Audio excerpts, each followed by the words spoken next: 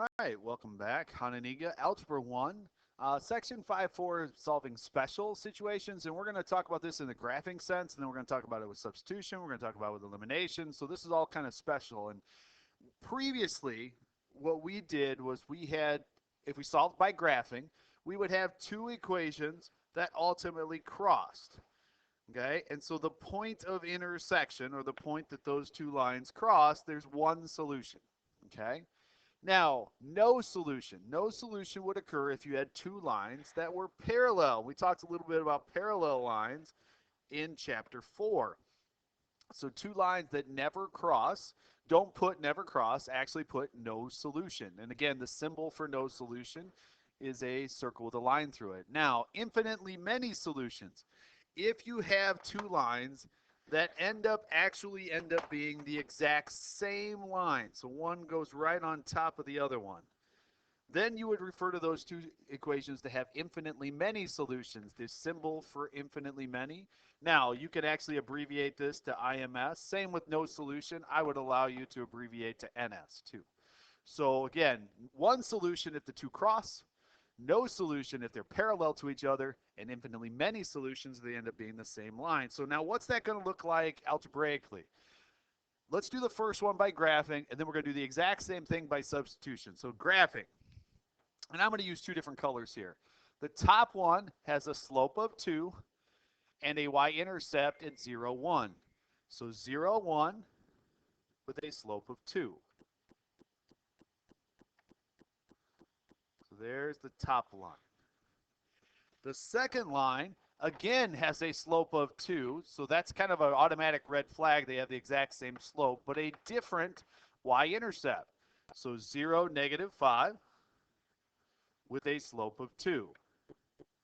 So you're talking about two lines that are parallel, and you would say no solution. So now let's do the exact same question using substitution. Substitution basically states that if you have a y equals or an x equals in one equation, you can substitute it into the other. So if I have a y equals 2x plus 1 and a y equals 2x minus 5, then 2x plus 1 equals 2x minus 5 by putting this in place of y. Solve. Now wait a minute. When you go to solve this, you subtract 2x from both sides, and you no longer have a variable. This goes back to chapter 1. If the variable is gone, then it's either a no solution or an infinitely many solution. Because these two do not equal each other, that's why this is a no solution. So anytime the variable is gone, it's going to be no solution or infinitely many solutions. And again, because the two sides don't actually equal each other, that's why this is no solution. So let's try another one. I'm going to solve the top one for y. So the first equation, I'm going to add 2x to both sides. So it crosses the y-axis at 3 and has a slope of positive 2. So up 2 to the right 1. The next, and so there's the first line. Ooh, I didn't hit the lines points very well. Keep going. I'm going to add 4x to both sides, and I'm going to divide everything by 2.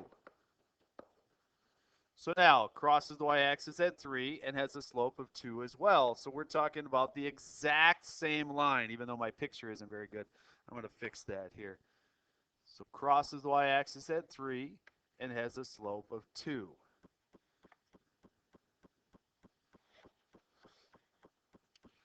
So again, both lines end up being the exact same, so therefore I would put infinitely many solutions, or the infinity symbol is fine. So now I'm going to do this exact same question using elimination. Remember, elimination is when we're going to try to get rid of a variable. So here's the original question. Everything's lined up. The x's, the y's, the equal signs, and the constant. I need opposites, so I need one of the equation to be opposite of the other one. So let's say I multiply the top equation by negative 2. So the top equation now is going to be positive 4x, negative 2y, and negative 6. And the bottom equation stays negative 4x plus 2y equals 6. So notice that both letters are gone. But on the other side, negative 6 negative 6 plus 6 is also 0. So now the variable is gone, so it's no solution or infinitely many. And the left-hand side does equal the right-hand side, which is why this is infinitely many solution, because the left side equals the right side. Solve these systems now algebraically, not by graphing. So again, you can use substitution or elimination to solve each one of these. So here we go. I'm going to use elimination anytime the letters are not, I don't have something that I've already solved for, I'm going to go ahead and use elimination. So I'm going to multiply the top one here by negative 2. So negative 2x, negative 2y, negative 6. 2x plus 2y equals 6. X and y both cancel, numbers cancel, infinitely many solution. The next one, y equals. Anytime I have one of the letters already solved, I always use substitution, because ultimately that's all you have to do is put the negative x plus 3 in for y. So now distribute.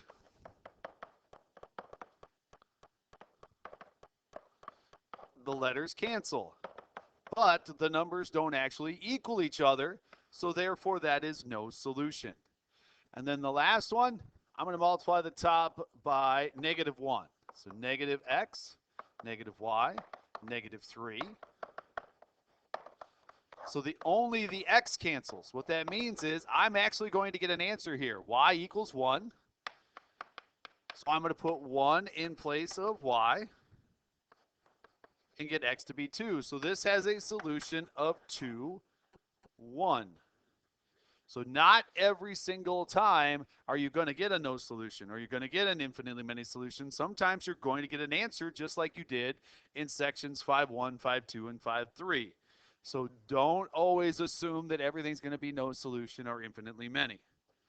With that being said, we got a little bit of a word problem. The perimeter of the trapezoid piece of land is 48. So going around the trapezoid, which is what this shape is 48. Going around it, I should say. So if I take 2x plus 6y plus 4x plus 6y, add them all up, I get 48. So the equation for the perimeter of the trapezoid is 6x plus 12y equals 48. Now let's talk about the perimeter of the rectangular piece is 144. So 9x plus 18y plus 9x plus 18y adds up to 144. So 18x plus 36y adds up to 144. Now, write and solve the system of linear equations to find x and y. Solve by graphing and elimination. I'm going to do elimination first. So I'm going to take these two equations and I'm going to try to get rid of, here's the first equation, and here's the second equation. I'm going to try to get rid of a letter. So what if I multiply this one by negative 3? So I get negative 18x, negative 36y, and negative 144. Positive 18x plus 36y adds up to positive 144. Cancels. So 0 equals 0, so there is infinitely many solutions. If I were to graph these two, they would end up being the exact same line. I'm going to go ahead and do that here quick. So if I solve the top one for y, so I'm going to go 12y equals negative 6x plus 48. Divide everything by 12. I get y to equal negative 1/2 x plus 4. There's the top equation solved for y. The bottom equation, subtract 18x and divide everything through by 36. Again, y would equal negative 1/2 x plus 4. So in both situations, crosses the y-axis at 4 and has a slope of negative 1/2. So as you'll notice, both lines end up being exactly the same, which is why there's infinitely many solutions. Last one. All I want to know is the slope and the y-intercept for each one of these. Once I know the slope and the y-intercept, I can actually tell you whether or not they're going to have one solution, no solution, or infinitely many solutions. So the first one's already solved for y. So it has a slope of 7 and a y-intercept at 0, 13. Next one, I'm going to add 21 and divide everything by 3. So it's 7x plus 13, which means it has a slope of 7 and a y-intercept at 13. Because the slope and the y-intercepts are exactly the same, this has to be an infinitely many solution question. Next one, I'm going to solve the top one for y. So I'm going to subtract 4x and divide everything through by 3. So I get negative 4/3 x plus 9. That's the top equation. The bottom equation, there's the top, I'm going to circle it. Bottom equation, I'm going to subtract 4x and divide everything through by negative 3. So I end up getting positive 4/3 x plus 9. Now, with that being said, the y-intercepts are the same, but the slopes are different.